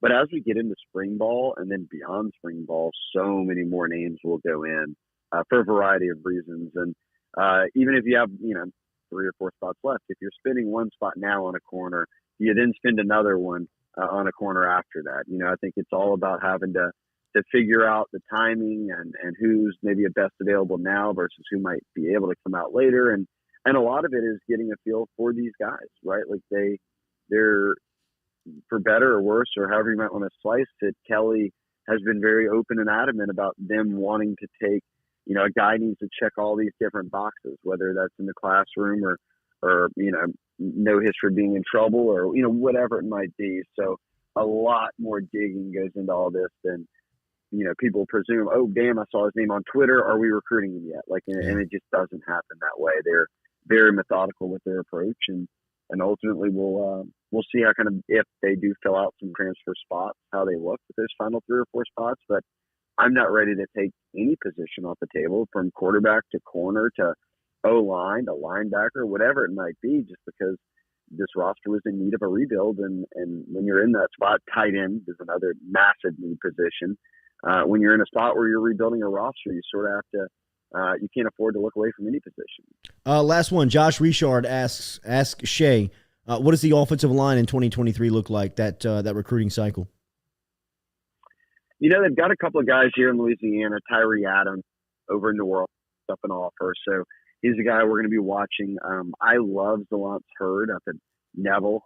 He was playing tackle, and Will Campbell was playing the other tackle spot, and they just paved the way for A.J. Allen, who ended up at Nebraska. He was committed to TCU for a while, but had a monster year for Neville, and I really like him a lot. So that would be two guys that kind of out of the gate I'm watching. Caden Jones, another over at De La Salle in New Orleans, was a guy Brad Davis offered almost, I think that was like his first weekend on the job when he stepped in for James Craig this past summer, and summer camps were rolling. So that's a few names there, but I'm curious how much Brian Kelly's philosophy of offensive lineman or approach to it comes into play, because if any position, which there are a number of them, but O-line I would circle maybe as the best when you look across what the guys they turned out at Notre Dame were first round pick, second round pick, and guys who had real longevity. And does that mean, getting into the Midwest and recruiting guys and being sort of like we saw him pop Ethan Posick, but can you do that more regularly? Do you do that multiple times a class? And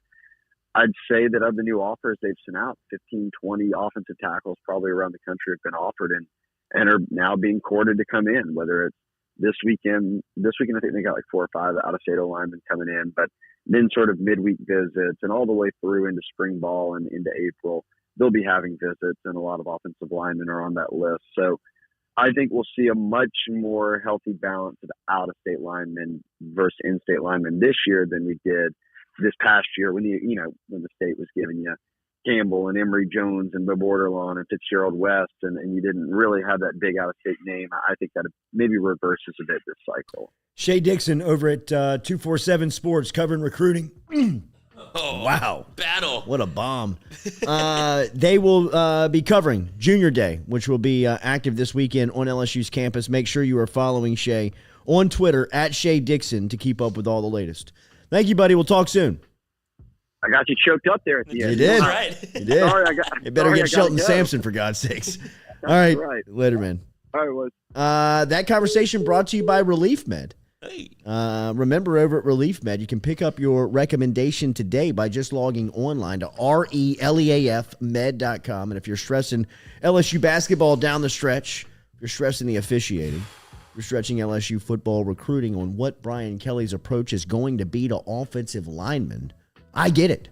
Get over to Relief Med and use the promo code JORDY1, JORDY, the number 1, and you will receive 20% off your initial purchase from our friends over at Relief Med. RELEAFmed.com. That is reliefmed.com. All you got to do is click on Get Relief Now, and you will be contacted and put in contact with a very good-looking doctor who may or may not have a toupee on, and will give you a recommendation. It is easy to get past the recommendations. If you look at the list there of things that you may suffer from that could cause you to get a prescription for medical marijuana out of the state of Louisiana. It is very easy to make that happen. Unknown caller. This is Johnson doctor? Spillers. This is the dentist. Hopefully we can make this. We can make this happen. All right, we got to. We'll take a break. We'll be back here. We got Foodie Friday challenge coming up with the cooking couple. We'll call them at 8:45 this morning. Looks like we may be just going a traditional breakfast route on Friday. I am not going to be here tomorrow. The crew's going to be holding it down. Matuk's going to be in. The carpool queen will be here. Lloyd and the crew. Stewie, The Noah, doctor. everybody. Doctor. Doctor. Thank you, doctor. Thank you. Make sure you hit that like and share button. We'll be right back here on the Jordy Culotta Show, driven and powered by Go Chevrolet. No Rules Friday. That's right. Rolling the Zenith.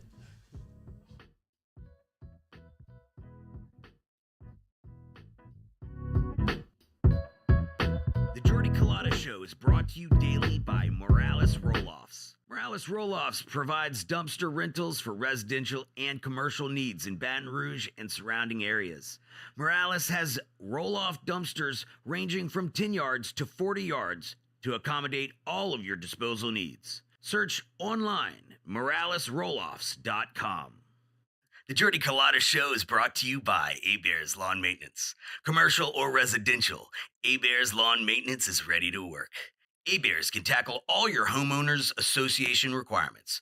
Call Blake at 225-485-8022. Hebert's Lawn Maintenance.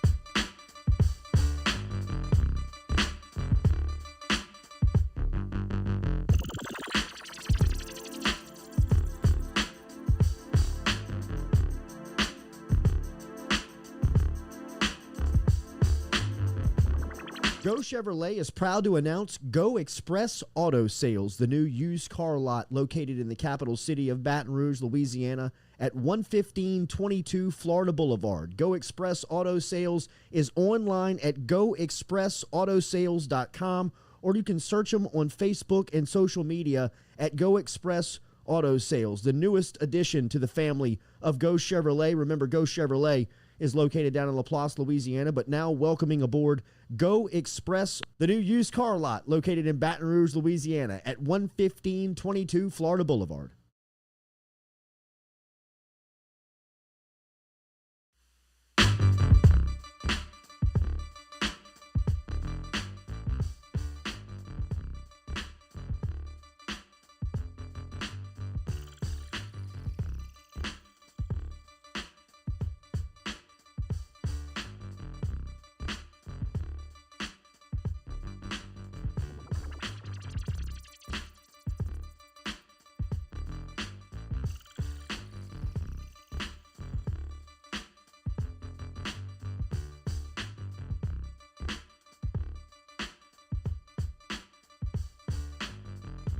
Welcome back here to the Jordy Culotta Show, driven and powered by Go Chevrolet. We will check in with the cooking couple as we will get them their challenge from Galen Iverstein over at Iverstein's Butcher. We will tell you what we will be cooking up tomorrow. As we said, I'll be out. The crew will be in. Foodie Friday rolls on with the cooking couple. Also rolling on here are the Hogs last night as they stole one from LSU. Hayes Myers, who is our director of analytics with the Hogs, and Eric Musselman in the University of Arkansas. He is an LSU grad. He is a Louisiana native. He is a proud LSU basketball alum. Benedict Arnold. Son of a bitch last night was on the other side helping Musselman cut his shirt off after the game as he's pumping his arms into the fans. He couldn't pick one arm up. Good game for the Hogs last night. Welcome back, Hayes. Good morning. How are you, man? Hey, it's great to be back. Glad to be on here. I feel like a regular now. Yeah. There you go. Like Who told the fucking band in Arkansas to play neck? It's probably Hayes. Was that you? That was Hayes. That had to be you. Hey, I might have snuck it in there. Yeah. I'll tell you what, that was one of the more savage moments from our side that I've ever witnessed. I agree. I thought that song in there after the win. I thought it threw a little. It threw a little flame, a little bit more gas under the fire, onto the. No doubt. It was great though, man. What a hell of an atmosphere, Hayes. You could feel it through the television. I will say this: when Arkansas is good, it's good for college basketball because Bud Walton Arena is probably, if not it's one of the most home court advantage spots in the league. Just talk about the environment last night. Oh, absolutely. And one of the things, right as we went into the locker room. After the game, into the coach's locker room, I was sitting there with Coach, and I just said, Coach, I don't know if we win that game if we're not at home. I mean, I don't think our guys had the juice that they normally have until the crowd got into it, and I don't know if we win that game if we're at on the road. Our crowd was spectacular. It was a great way to kind of end the season at home and have a crowd that got that loud. It was a reminiscence of back in 2011, those Tiger football teams when there was 100,000 people in the stadium and you couldn't hear yourself think. Yeah. When Tyrann Mathieu would run back a punt, it don't felt try like to butter that. us up, Hayes. I know what you're doing. Don't take me down that road. Hayes Myers, who's the director of scouting and analytics with Arkansas basketball last night. He was a part of LSU's basketball managerial squad a couple of years ago, and was also an LSU alum. I thought LSU did a tremendous job of defending JT Notte last night, of taking him out of the game. I think the game plan was with Wade was once he gives it up, don't let him get it back. I thought it was a compliment to Notte that he stayed in that game mentally, and at the end knocked down those 2 free throws. What did you see from Wade's defense last night? And give us a little insight on Notte, the player, because he feels like he could be a SEC Player of the Year type guy. Yeah, absolutely. They made it really hard. They were physical with him. They wanted to take him out of the game. They'd pick him up. First play of the game, we tried to get him the ball, and Pinson was denying him from the get-go. So we knew it was going to be a long night.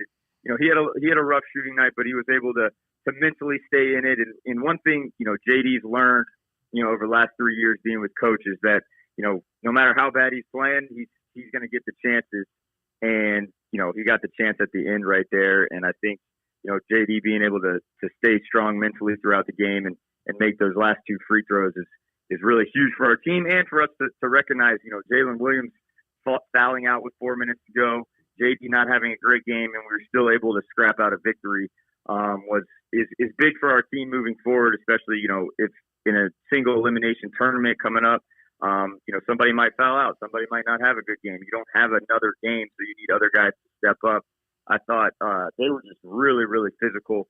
They made it really hard for him to catch, really hard for him to get downhill, and really hard to get, his shot off, which is, how they play.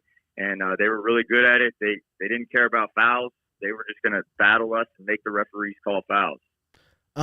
What makes Arkansas's defense so good over the last month? The technical sound that you guys play with, at least fundamentally. I mean, hands in the air, very active, always helping. Yeah. What has it been like to get to this point over the last month? So it's interesting because, over that little 6-game win streak, we were not a good defensive team. Let's just be honest. And, our guys just, had a thought, hey, like the only way we're going to win right now is if we start defending people, is if we play harder, if we guard. One of Coach Muss's staples is what he calls hand in the eyeball. So he just brought it up, high hands, active hands. We have, every time somebody catches, we got to have a hand up, hand in the eyeball. I can't tell you how many films that the only thing we hear is no hand, no hand, no hand, no hand, no hand, over and over. You get tired of hearing that over and over again, so you just start putting it up. But Jalen Williams has been spectacular. He's been an anchor for our defense. I would say that our rebounding has been good, but the way y'all crushed us on the glass last night, I can't really say that anymore. I mean, it was a battle. That's the second game we've been able to scrap out a victory, even after getting crushed on the glass. And so I think just being able to force teams into taking tough shots, not allowing good shooters to get threes. I think that's a big part of it. Over the course of this winning streak, we haven't allowed anyone to really go off from three against us. So that's been a huge part as well. You're obviously not able to listen to the broadcast being on the sidelines, but I don't know if it was Tom Hart or my other guy in the booth, but he said that Arkansas practiced with Jimmy Dykes with bricks in their hands on defense to hold them up. Is there any validity to that? You're out there with bricks on the court, dude? We do some things that are unusual, but you don't say, huh? He's an unusual, non-traditional coach. So we've done some bricks in our hands. We've in the past when we turn the ball over, we will put gardening gloves on to show the guys how difficult it is to dribble when they don't have their actual hands to dribble with. So. We do put on the DUI goggles and make them dribble. We got to make them see the floor in a different light. They may be seeing 3 or 4 guys at one time instead of just one. Hey, I can help you with that. Hayes, take me into the defensive scouting room of going up against Tari Eason. What's it like to prepare for him?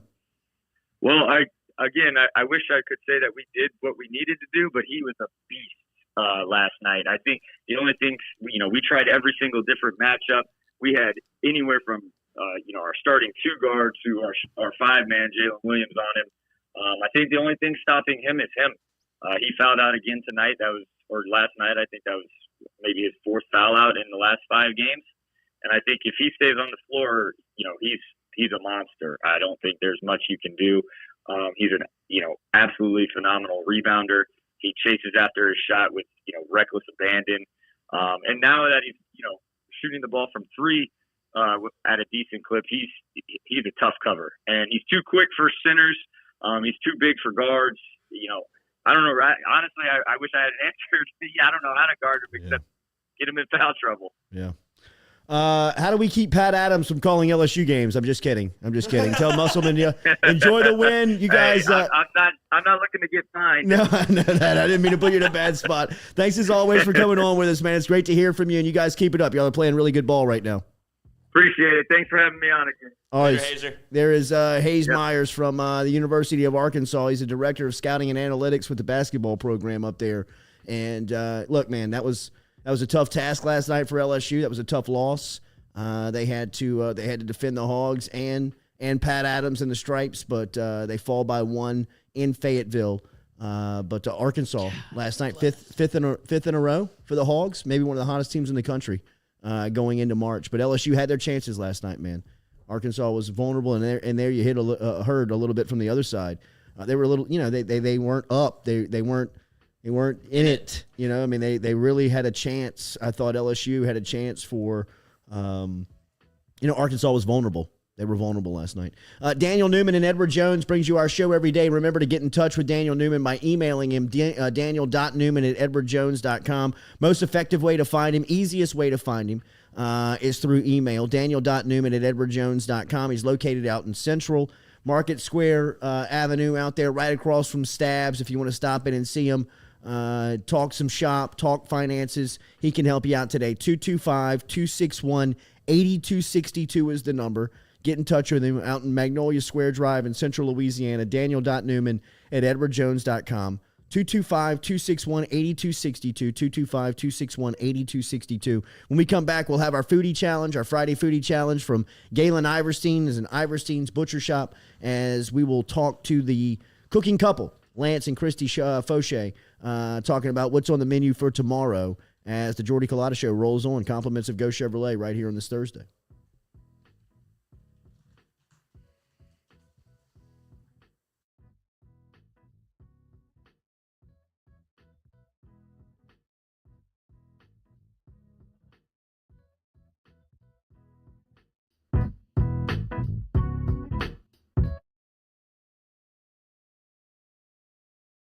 Do you have questions about your finances? Are you looking for recommendations from a skilled financial advisor? Get in touch with our friend Daniel Newman over at Edward Jones. You can find him easily by logging online and shooting him an email at daniel.newman@edwardjones.com. That is daniel.newman@edwardjones.com. Whether it is help with your 401k or just fiscal advice heading into the new season, get in touch with Daniel today. Best way to do it? Email him, daniel.newman@edwardjones.com. He's our experienced financial advisor. Let him be yours, daniel.newman@edwardjones.com.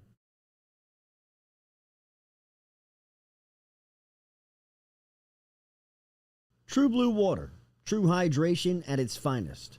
Right now, you're only a few minutes away from getting your 5-gallon water delivered to you, just like we are over here at the UDL. All you got to do is log on to truebluewater.com. That's TRU bluewater.com. The website's fantastic over at truebluewater.com. You can get your service and find out how quick it is. You can schedule a delivery, even hop on the billing system right there at truebluewater.com. TRU bluewater.com. True Blue Water, true hydration at its finest. Right now, you're only a few minutes away from getting your 5-gallon water delivered to you, just like we are over here at the UDL. All you got to do is log on to truebluewater.com. That's TRU bluewater.com. The website's fantastic over at truebluewater.com. You can get your service and find out how quick it is. You can schedule a delivery, even hop on the billing system right there at truebluewater.com. TRU bluewater.com. 7, 6, 5, 4, 3, 2, 1. You'll never have the sacred stone. Oh, this you crazy mother.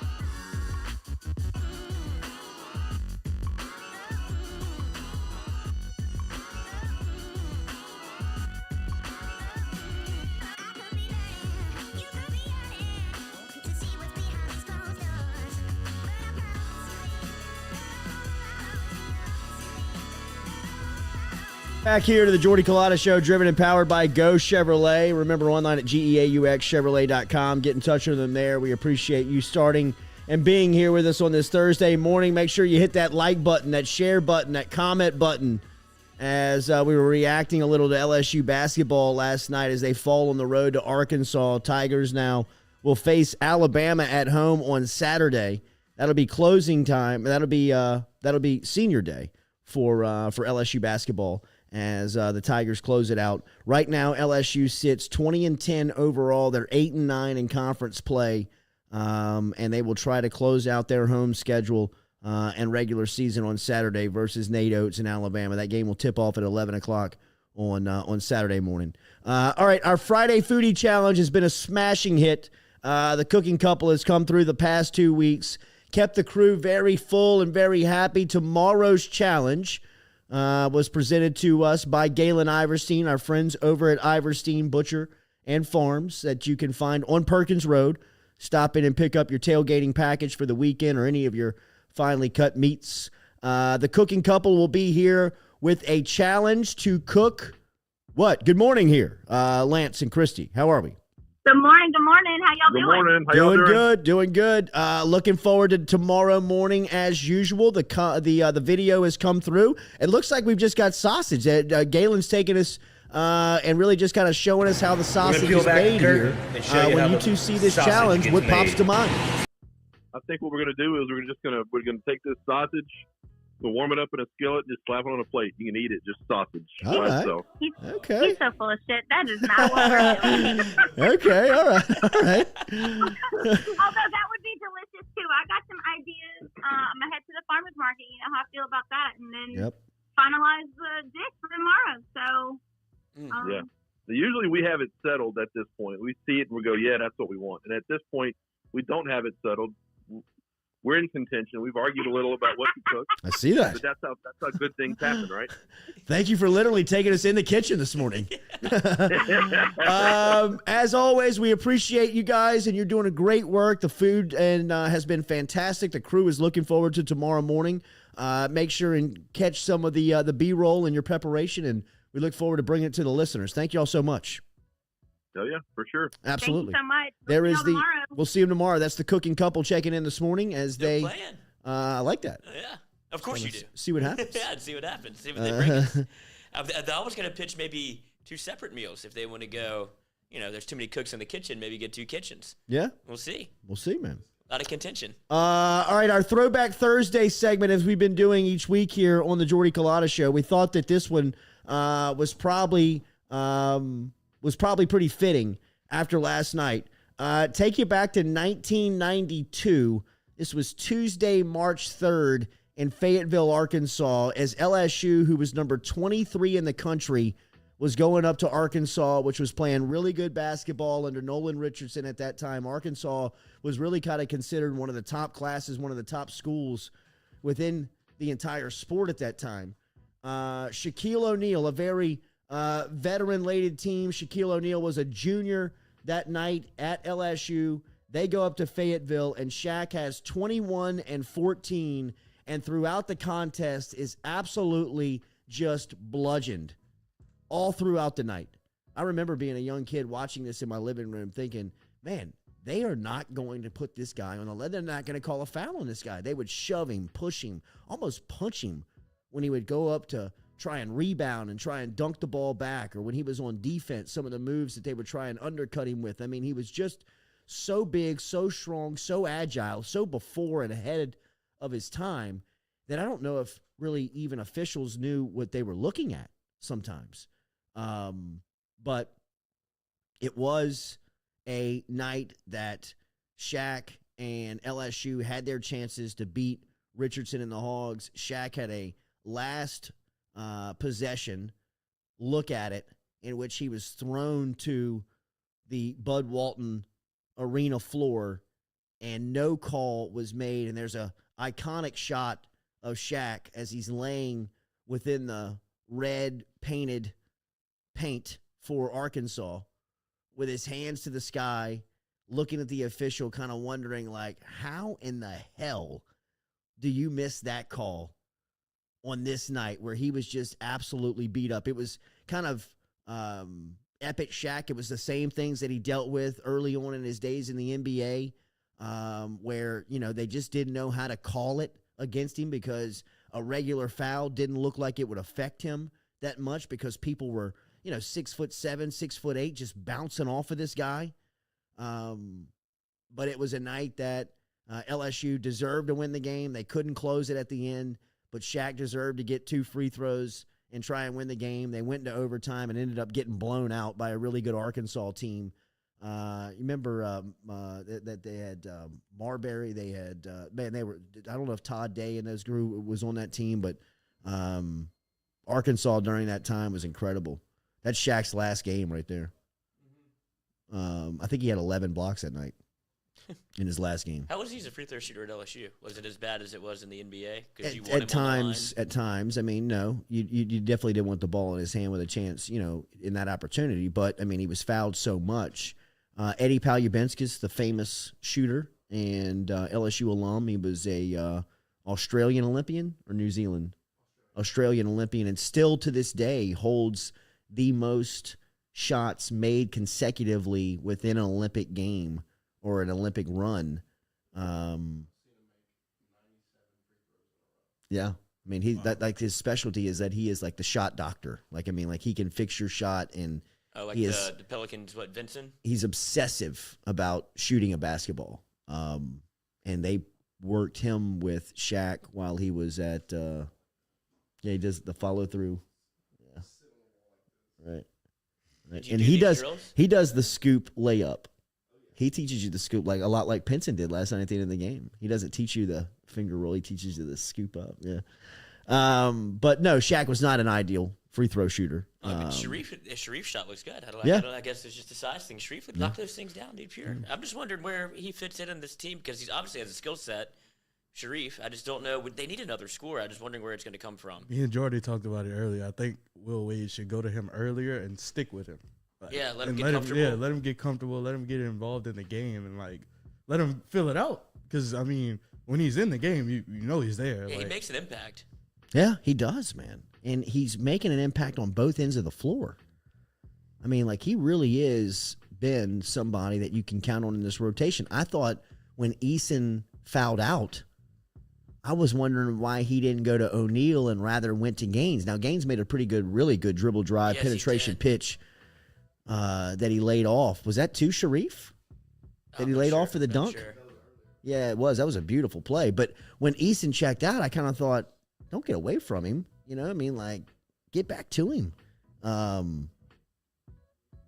Did he find Imwani in the corner? Is that what it was for 1-3? Was that game when he came in? That's a shot. Great look. You said, it's a great look. I know it's not the ideal guy you want taking a shot if you're LSU basketball, but him in that corner is just you can almost put it in the book. He had 3 points last night. Yeah, that was his only 3 points. Yeah, he's 1 of 2, I guess. He had a terrible foul call on him at the end of the game. Yeah. It really was.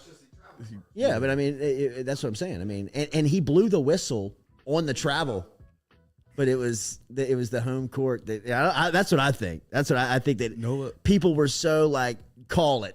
Yeah. Call it. Well, because he blew the whistle, they see the foul. Yeah. It's like, I can't go back and say travel before this. And Bud Walton, I agree with you. Noah was talking about Xavier Pinson, like his last couple of games. His last 5 games from the field. University of Georgia, 3 for 10, 0 for 3 from 3.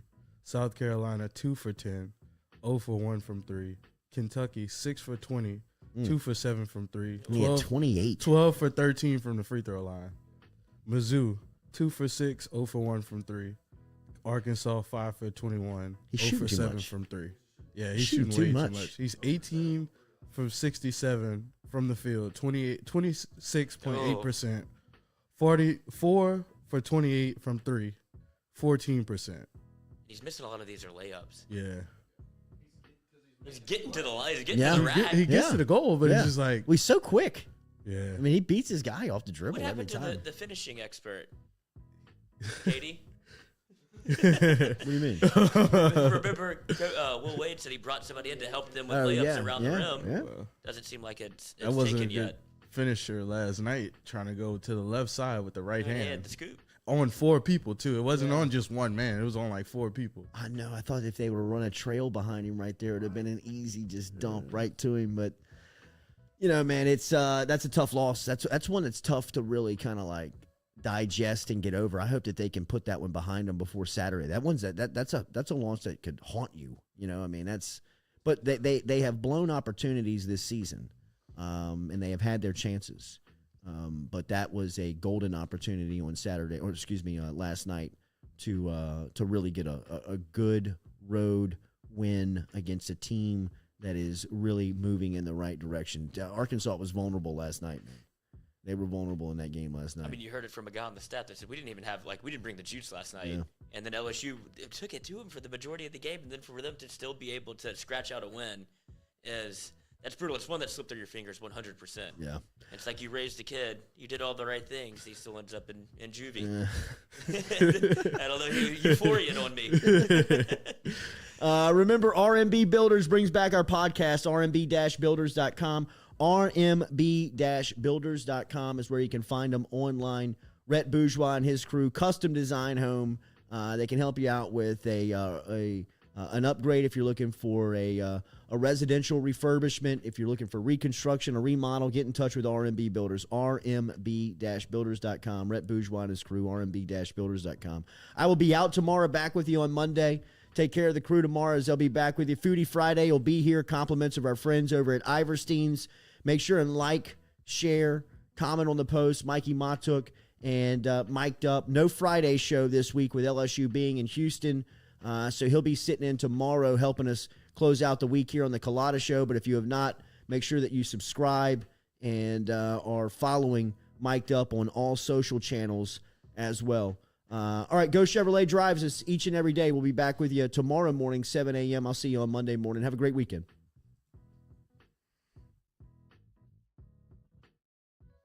Do something nice for somebody.